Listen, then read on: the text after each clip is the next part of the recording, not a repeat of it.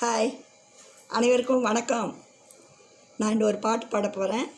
இது திருப்பரங்குன்றத்தி. பிடிச்சிருந்தால் லைக் பண்ணுங்கள், ஷேர் பண்ணுங்கள், சப்ஸ்கிரைப் பண்ணுங்கள், கமெண்ட் பண்ணுங்கள்.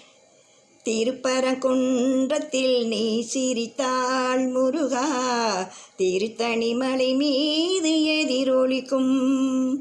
திருப்பரங்குன்றத்தில் நீ சிரித்தாள் முருகா, திருத்தணி மலை மீது எதிரொலிக்கும். திருச்செந்தூரிலே வேளாடும் திருப்புகழ் பாடியே கடலாடும்.